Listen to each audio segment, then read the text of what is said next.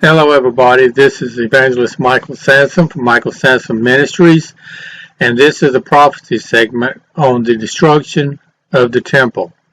I am going to be reading to you what Josephus' story is, what he witnessed, and what he wrote about on the destruction of the temple.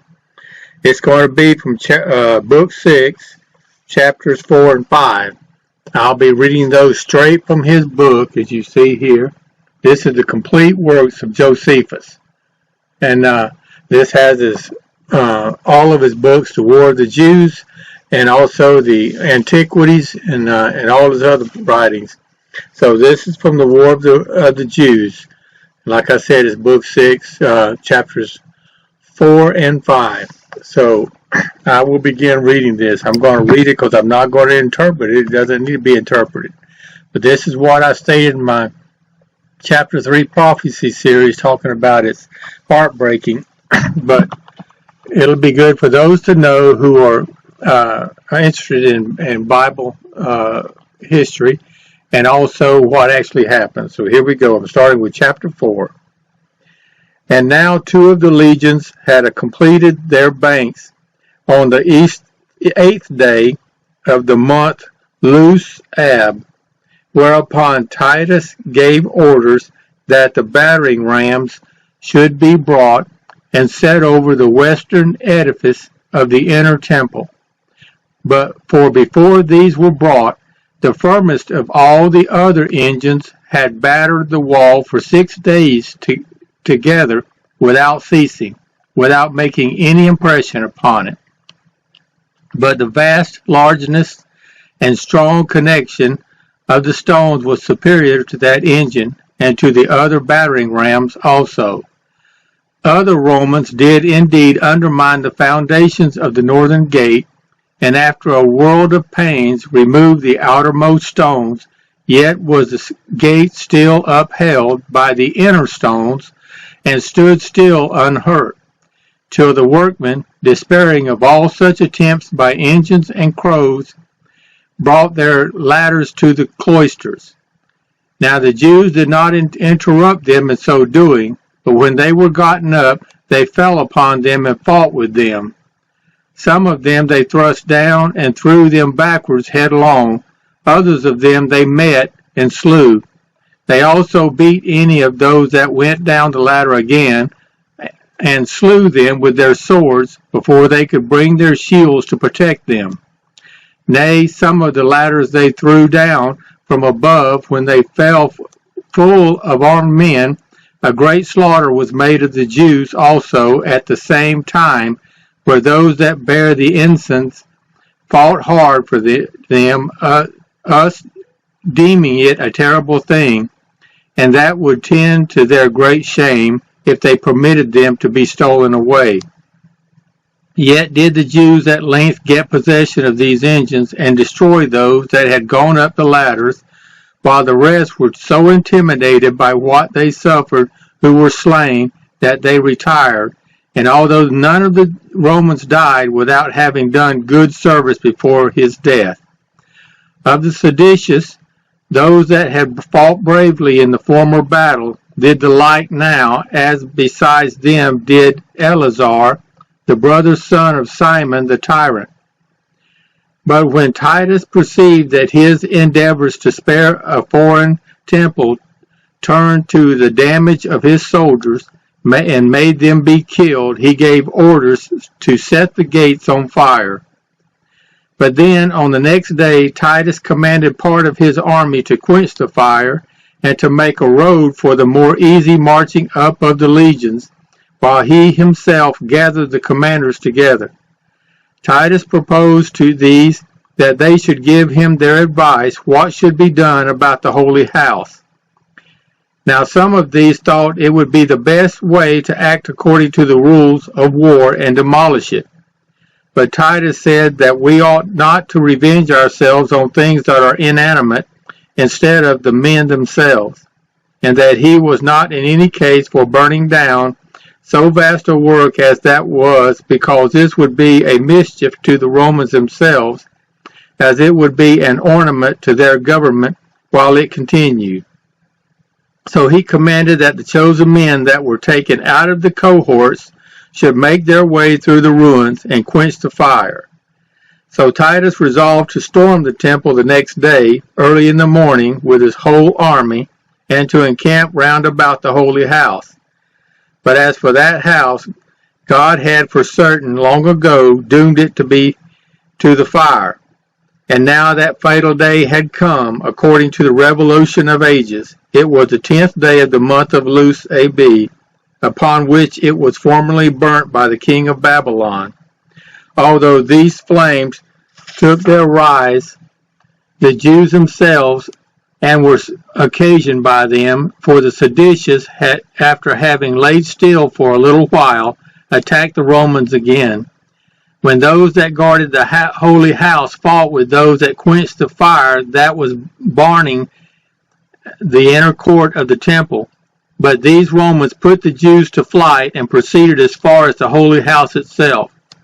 At which time one of the soldiers, without staying for any orders, and without any concern or dread upon him at so great an undertaking, and being hurried only by a certain divine fury, snatched somewhat out of the materials that were on fire, and being lifted up by another soldier, he set fire to a golden window, through which there was a passage to the rooms that were round about the holy house on the north side of it. As the flames went upward, the Jews made a great clamor, such as so mighty as affliction required, and ran together to prevent it. And now they spared not their lives any longer, nor suffered anything to restrain their force, since that holy house was perishing, for whose sake it was that they kept such a guard about it.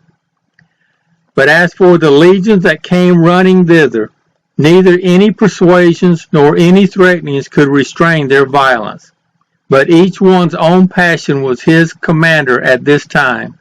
And as they were crowding into the temple together, many of them were trampled on by one another, while a great number fell among the ruins of the cloisters, which were still hot and smoking, and were destroyed in the same miserable way with those whom they had conquered. And when they were come near the holy house, they made as if they did not so much as hear Caesar's orders to the contrary, but they encouraged those that were before them to set it on fire. As for the seditious, they were in too great distress already to afford their assistance towards quenching the fire. They were everywhere slain, and everywhere beaten. And as for a great part of the people, they were weak and without arms, and had their throats cut wherever they were caught. Now, round about the altar lay dead bodies heaped upon one another, as at the steps going up to it ran a great quantity of their blood, whither also the dead bodies that were slain above on the altar fell down. Now I want to tell you the seditious are the Jews. And now, since Caesar was no way able to restrain the enthusiastic fury of the soldiers, and the fire proceeded on more and more, he went into the holy place of the temple with his commanders and saw it with what was in it, which he found to be far superior to what the relations of foreigners contained, and not inferior to what we ourselves boasted of and believed about it. But as the flame had not yet reached to its inward parts, but was still consuming the rooms that were about the holy house, and Titus, supposing what the fact was that the house itself might yet be saved, he came in haste and endeavored to persuade the soldiers to quench the fire, and gave orders to Liberius, the centurion, and one of those spearmen that were about him, to beat the soldiers that were refractory with their staves, and to restrain them. Yet were their passions too hard for the regards they had for Caesar, and the dread that had of him who forbade them, as was their hatred of the Jews, and a certain vehement inclination to fight them too hard for them also. Moreover, the hope of plunder induced many to go on as having this opinion, that all the places within were full of money, and as seeing that all around about it was made of gold. And besides, one of those that went into the place prevented Caesar, when he ran so hastily out to restrain the soldiers, and threw the fire upon the hinges of the gate in the dark, whereby the flame burst out from within the holy house itself immediately, when the commanders retired, and Caesar with them, and when nobody any longer forbade those that were without to set fire to it. Chapter 5. While the house was on fire, everything was plundered that came to hand, and 10,000 of those that were caught were slain. Nor was there a commensuration of any age or of any reverence of gravity, but children and old men and profane persons and priests were all slain in the same manner, so that this war went around all sorts of men and brought them to destruction, as well those that had made supplication for their lives as those that defended themselves by fighting. The flame was also carried a long way and made an echo, together with the groans of those that were slain. And because this hill was high and the works at the temple were very great, one would have thought that the whole city had been on fire. Nor can one imagine anything either greater or more terrible than this noise, for there was at once a shout of the Roman legions, who were marching all together, and a sad clamor of the seditious, who were now surrounded with fire and sword. The people also that were left above were beaten back upon the enemy, and under a great consternation, and made sad moans at the calamity they were under. The multitude also that was in the city joined in this outcry with those that were up upon the hill. And besides, many of those that were worn away by the famine, and their mouths almost closed, when they saw the fire of the holy house, they exerted their utmost strength, and brake out into groans and outcries again. Pia did also return the echo, as well as the mountains around the city, and augmented the force of the entire noise. Yet were the misery itself more terrible than this disorder, for one would have thought that the hill itself on which the temple stood was seething hot, as full of fire on every part of it, that the blood was larger in quantity than the fire, and those that were slain more in number than those that slew them. For the ground did not appear visible for the dead bodies that lay upon it, but the soldiers went up over heaps of those bodies as they ran upon such as fled from them. And now it was that the multitude of the robbers were thrust out of the inner court of the temple by the Romans, and had much ado to get into the outward court and into the city, while the remainder of the populace into the cloister of that outer court. As for the priests, some of them plucked up from the holy house the spikes that were upon it, with their bases, which were made of lead, and shot them at the Romans instead of darts. But then, as they gained nothing by so doing, and as the fire burst out upon them, they retired to the wall that was 8 cubits broad, and there they tarried. Yet did 2 of these of eminence among them, who might have saved themselves by going over to the Romans, or have borne up with courage and taken their fortune with others, throw themselves into the fire and were burnt, together with the holy house. Their names were Macarius the son of Pelgus, and Joseph the son of Dalius. And now the Romans, judging that it was in vain to spare what was round about the holy house, burnt all those places, as also the remains of the cloisters, and the gates 2 excepted, the one on the east side and the other on the south, both which, however, they burnt afterward.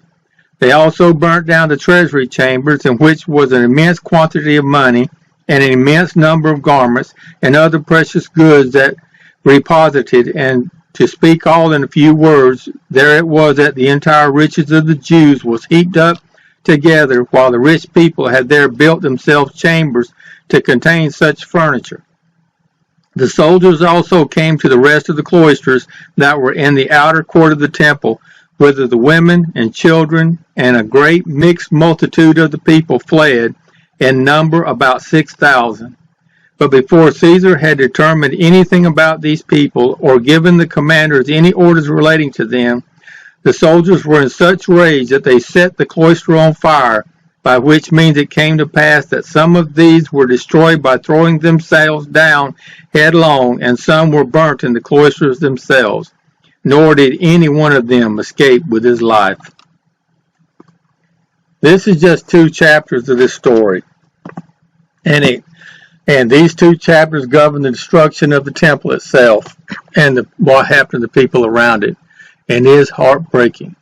There is much more to this story, and of course I won't read it all. It's a large book and many chapters concerning what happened before and after the destruction of the temple. So if you want to reach this, you can get this book on Amazon, but I'm telling you, it really brings to heart what happened. So God bless you all, and I hope you enjoyed this, and I hope you understood it all. So thank you very much.